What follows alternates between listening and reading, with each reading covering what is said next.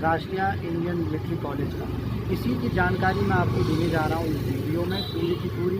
मैं आपको अंदर जाके भी इसके बारे में बताता, लेकिन ड्यू टू कोविड-19 हम यहाँ से अंदर नहीं जा सकते हैं।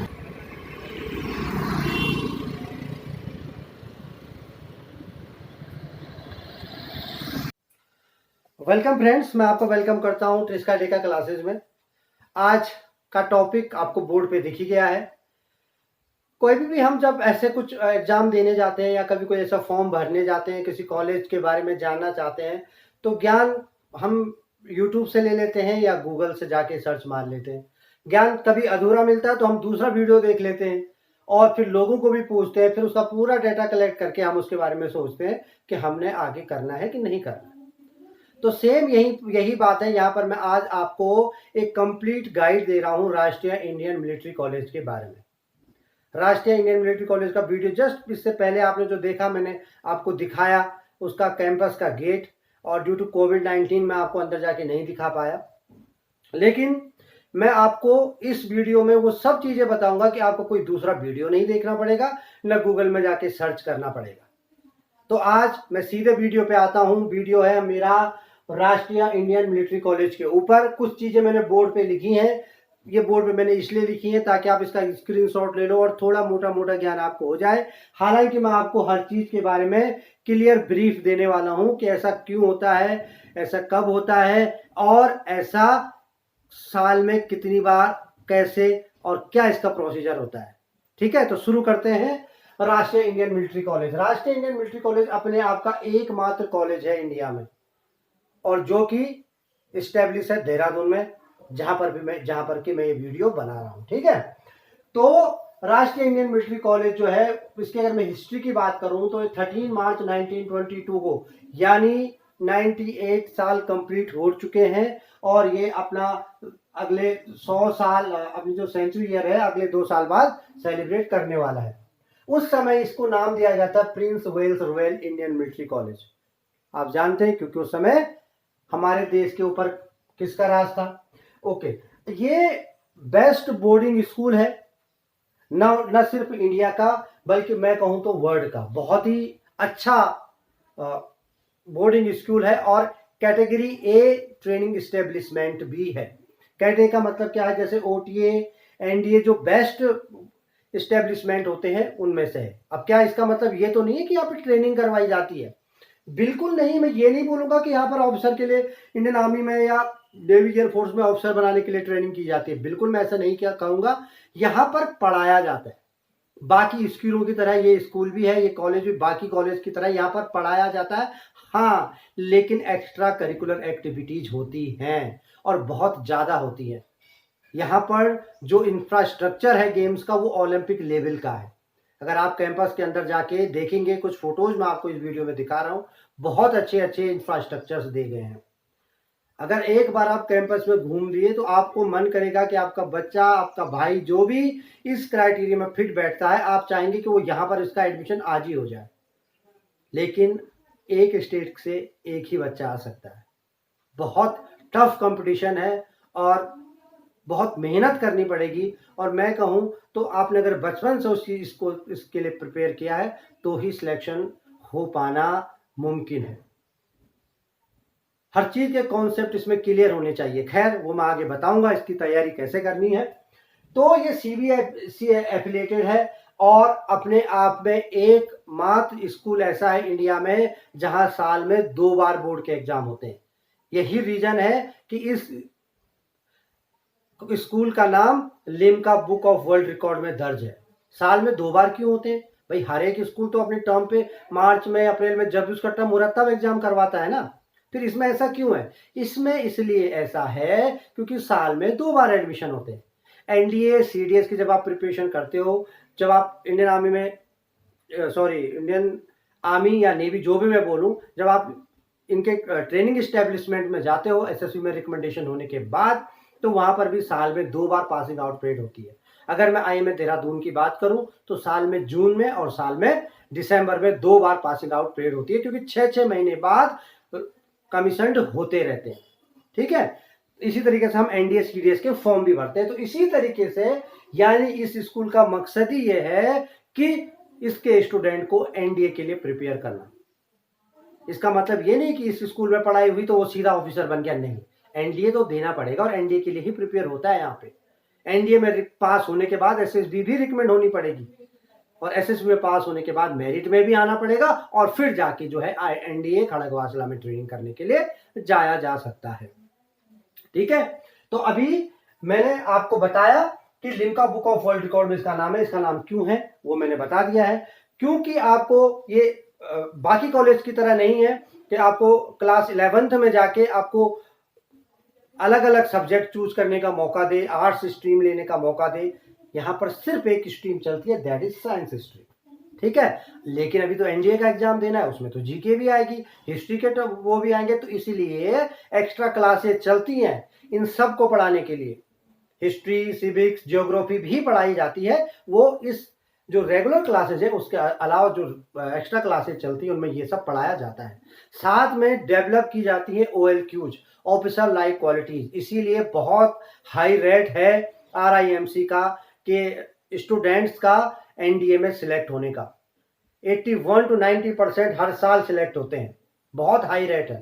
ठीक है, उसके बाद अभी लेकिन इसमें होता कौन सी क्लास के लिए एडमिशन है? इसमें होता है 8th क्लास के लिए, सिर्फ एक बार 8th, यानी जो जनवरी से जो क्लास शुरू हो रही है उसके लिए फॉर्म आ जाएंगे पिछले साल मार्च में, और जुलाई से क्लास शुरू होती है उसके लिए फॉर्म आ जाएंगे पिछले साल सितंबर में। यानी साल में 2 बार फॉर्म आते हैं, सितंबर में और मार्च में। सितंबर में जो फॉर्म आप भरेंगे उस फॉर्म को भरने के बाद आपका जो एग्जाम होगा वो तुरंत कंडक्ट किया जाएगा, फिर वाइवा बोस होगा और वाइवा के बाद मेरिट बनेगी। बहुत ही हाई मेरिट बनती है, 50% मार्क्स लाने पड़ते हैं सब्जेक्ट में मेरिट में आने के लिए, लेकिन सबसे ज्यादा मार्क्स लाने पड़ते हैं टॉप में आने के लिए। यूपी की 2 वैकेंसीज दी गई हैं क्योंकि वहां पर थोड़ी पॉपुलेशन ज्यादा है, बाकी स्टेट की 1 है। टोटल 25 वैकेंसीज है और टोटल 250 स्टूडेंट ही एक एकेडमिक ईयर के दौरान या 6 सेमेस्टर के दौरान, 6 महीने का सेमेस्टर होता है, तो सेमेस्टर के दौरान 250 स्टूडेंट ही वहां पर रह सकते हैं। वो कैसे? 8th क्लास में एडमिशन हुआ, 8th 9th 10th 11th 12th 5 ही हो गए। फिर 8th 9th 10th 11 और जो 10th 11th 12th दूसरा जो 1 जनवरी के 5 क्लास है, 1 जुलाई से शुरू होने वाली 5 क्लास है ना। तो टोटल कितनी हो गई? 10 क्लास हो गई। टोटल स्टूडेंट कितने हो गए? 25। तो 25 10 250, तो 250 स्टूडेंट ही एक बार में यहाँ पर रह सकते हैं। अगर कोई नए 8th क्लास में नए एडमिशन हुए, 25 बच्चे नए आए, तो जो 12th करके 25 बच्चे वो चले भी जाएंगे। तो इसका एक वो सिस्टमैटिक चलता ही जा रहा है। ठीक है, अब एग्जाम कैसे होते हैं? एग्जाम जैसे मैंने बोला कि मार्च में आए, मार्च में अगर एग्जाम आ गए और आपको मार्च में आपको फॉर्म भरना है, तो फॉर्म भरना है तो आपको जनवरी नेक्स्ट ईयर, अगर आपने 2020 मार्च में फॉर्म भरा था तो 2021 जनवरी के लिए आप एडमिशन कर रहे हो, तो आपको उस समय 1 जनवरी 2021 की डेट ऑफ बर्थ कंसीडर की जाएगी। अगर आप सितंबर वाला फॉर्म भर रहे हो, जुलाई के लिए एडमिशन लेने के लिए तैयारी कर रहे हो, तो उस समय आपकी 1 जुलाई 2020 तक डेट ऑफ बर्थ को कंसीडर किया जाएगा। यानी डेट ऑफ बर्थ इसमें होती है 11 साल से 13.5 साल तक। 11 साल से 13.5 साल तक आप इसमें जो भी बच्चा इसमें अप्लाई कर सकता है। अभी होता कैसे अप्लाई? मैंने जैसे बोला कि मार्च और सितंबर में form, prospectus plus admission form, इसके साथ लास्ट कुछ ईयर के पेपर्स भी होते हैं, वो सारे के सारे यहाँ पर मिल जाते हैं। अगर आप किसी के लिए प्रोवाइड कर लें तो मैं कोशिश कर सकता हूँ, आप मुझे मेल कर सकते हैं और एड्रेस दे सकते हैं। बाकी वीडियो में कंटिन्यू मैं एड्रेस चला रहा हूँ RIMC का, किसके नाम पे आपने डिमांड ड्राफ्ट बनाना और कैसे आपने घर में मंगानी है आपको पता लग जाएगा। वीडियो में आपको फ्लैश होता हुआ दिखाई दे रहा होगा। ठीक है, 600 रुपये जनरल कैंडिडेट को देनी है और बाकी जो भी इनके अलावा, जनरल कैंडिडेट के अलावा जो भी रिजर्व कोटे वाले होते हैं उनको 555 रुपीज देने होते हैं। ठीक है, अब क्या है इसके एग्जाम पैटर्न? मैथ्स होती है 200 मार्क्स की, इंग्लिश होती है 125 मार्क्स की और जीके होती है 75 मार्क्स की। ठीक है, अब जीके में क्या होता है? जीके में वही सब कुछ, करंट अफेयर्स भी होगा, हिस्ट्री भी होगी, सिविक्स भी होगी, ज्योग्राफी भी होती, जैसा कि जीके में एनडीए के पेपर में आता है वो सब कुछ इसमें आएगा। मैथ्स बहुत बड़ा रोल प्ले करती है यहाँ पे, उसके लिए टाइम भी कम है, 1.5 घंटा है। 2 घंटे इंग्लिश के लिए है। तो मैथ्स बहुत बड़ा रोल प्ले करती है, इसलिए you have to be your every concept clear. ठीक है, उसके बाद अगर इनमें पास हो जाते हैं, मेरिट बनती है हर एक स्टेट की, 10-12 स्टूडेंट जो भी होते हैं वो मेरिट में आते हैं, फिर उनको वाइवा बोर्ड के लिए बुलाया जाता है। 50 मार्क्स का वाइवा होता है। इन मार्क्स के साथ वो जितने मार्क्स यहाँ पे लिए वो ऐड किए जाते हैं और फिर फाइनल लिस्ट बनती है कि जो हर एक लिस्ट में 2 कैंडिडेट, 3 के नाम भी हो सकते हैं, उनमें एक सिलेक्ट होगा और बाकी रिजर्व में होंगे। रिजर्व में इसलिए होंगे कि हो सकता है जो कैंडिडेट सिलेक्ट हुआ है वो ना आए, किसी वजह से ना आ पाए, तो जो रिजर्व में होते हैं वो आएंगे। ठीक है, तो ये इसका एग्जाम का प्रोसीजर है जो मैंने आपको बता दिया। इसके लिए आपको बहुत सारी बुक्स मार्केट में मिल जाती हैं और अरिहंत की बुक्स हैं, गुप्ताज की बुक है, आप उनको रेफर कीजिए। लेकिन मैं ये कहूँगा कि अगर आप 8th क्लास में आप यहाँ पे अपने बच्चे को एडमिशन दिलाने वाले हैं तो आप उसको बचपन से इस चीज़ के लिए तैयार कीजिए, बचपन से उसके ये सब चीज़ें चलने दीजिए और न्यूज़ से टच रखिए, इंग्लिश न्यूज़पेपरों से टच रखिए और पढ़ाते रहिए। ठीक है, बाकी 7th क्लास का सिलेबस आएगा जो एग्जाम में आएगा, लेकिन 7th क्लास का सिलेबस भी बिल्कुल क्लियर, हर कॉन्सेप्ट क्लियर होना चाहिए तभी हो पाएगा। ठीक है, ओके। तो ये था प्रिपरेशन का, मैंने बताया। वीडियोस को यूट्यूब पे बहुत सारे वीडियोस मिलते हैं इसके कि कैसे तैयारी करनी है, कैसे एग्जाम देने हैं, कैसे यूट्यूब पे मैथ्स में जाइए, इंग्लिश के किस तरीके की इंग्लिश आती है वो सब आपको मिल जाएगा। और तैयारी करने के लिए आज बहुत कुछ है, तो तैयारी आप अपने चाइल्ड को करवा सकते हैं। ठीक है, अभी स्कूल फीस की मैं बात करूं, स्कूल फीस बहुत कम है। जिस हिसाब से इंफ्रास्ट्रक्चर है, जिस हिसाब का ये रॉयल कॉलेज है, उस हिसाब से बहुत ही कम स्कूल फीस है। मात्र एनुअल फीस 42,400 रुपए, 42,400 रुपीज है, जिसमें 6 महीने की यानी सेमेस्टर की फीस 21,200 रुपए होती है। ठीक है, और सिक्योरिटी फीस भी जमा करनी पड़ती है पेरेंट्स को 20,000 रुपीज। लेकिन हर एक स्टेट ऐसा है, मोस्ट ऑफ द स्टेट ऐसे हैं कि जो इसके लिए स्कॉलरशिप देते हैं, क्योंकि एक बहुत बड़ी गरिमा की बात है कि आपके स्टेट से सिर्फ एक ही बच्चा वहां पर जा रहा है, तो स्टेट उसको पूरा का पूरा स्कॉलरशिप के रूप में दे देते हैं। कुछ 20% देते हैं, कुछ 50% देते हैं, मतलब अमाउंट में देते हैं। कुछ स्टेट 20,000, कुछ 40,000, कुछ स्टेट पूरा का पूरा पे कर देते हैं, क्योंकि एक बहुत बड़ी प्राउड की बात है कि उनकी स्टेट से सिर्फ एक बच्चा इस कॉलेज में गया हुआ है। ठीक है, तो मतलब इतने बड़े ऑर्गेनाइजेशन में आपका बच्चा फ्री में पढ़े, बिल्कुल फ्री में। ठीक है, और उसके अलावा हाँ एक चीज और भी है, कई बार पेरेंट्स के दिमाग में आएगा कि नहीं, जिस राह पर मेरा बच्चा चला गया, नहीं मैं तो चाहता नहीं था कि वो इंडियन आर्मी में ऑफिसर बने, मैं नहीं चाहता कि RIMC में जाए, उस समय मेरी गलती हो गई कि मैंने उसको एडमिशन दिला दिया। कोई बात नहीं, आप उसको विड्रॉ करवा सकते हैं, बिल्कुल आप उसको विड्रॉ करवा सकते हैं। लेकिन ध्यान रखिए 2,876 रुपीज पर वीक आपको पे करना पड़ेगा, जितने वीक आपका बच्चा वहां पर रहा। ठीक है, इसके साथ अगर आपकी गवर्नमेंट ने, आपकी स्टेट गवर्नमेंट ने आपको स्कॉलरशिप दी है तो वो स्कॉलरशिप भी आपको वापस लौटानी पड़ेगी। तो बहुत महंगाई का सौदा पड़ने वाला है ये। ठीक है, ओके। अभी मैं बात करूंगा लास्ट में RIMC के बारे में कि आपने इसके लिए जो DD बनाना है, वो नीचे जो फ्लैश हो रहा है इस नाम पे DD बनाना है।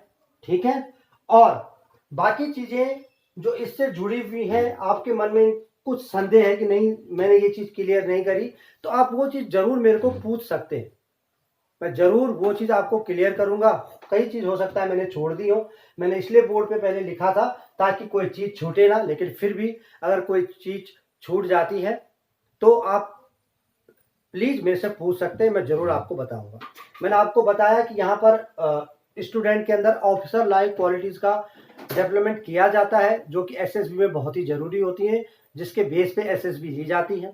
और SSB के सारे वीडियोज भी मैंने अपने स्टिस्टाडेका क्लासेज में डाले हैं, आप देख सकते हैं कि कैसे SSB होती है और क्या उसका प्रोसीजर है और क्या हमको SSB में करना पड़ता है। ठीक है, बाकी जो भी इस RIMC के बारे में सोच रहे हैं, आप बहुत अच्छा सोच रहे हैं, आप इसके लिए जाइए, मेहनत करवाइए अपने बच्चे से, और किस्मत और मेहनत के आगे किसी की नहीं चलती, और हमेशा जो मेहनत करता है उसका साथ उसकी किस्मत भी देती है। तो आप आराम से इसकी तैयारी करवाइए बेहतरीन तरीके से। हो सकता है आपके बच्चे का भविष्य आगे RIMC में ही हो। बाकी इसके अलावा मैं सैनिक स्कूल और मिलिट्री स्कूल के बारे में भी आपको बताऊंगा। हम एक स्टेट से तो एक ही बच्चा आना है, तो ऐसा नहीं है कि उसके लिए दरवाजे बंद हो गए, उसके बाद और भी चांसेस है। मिलिट्री स्कूल है हमारे पास, सैनिक स्कूल है हमारे पास, उनसे भी बच्चा आगे बढ़ सकता है।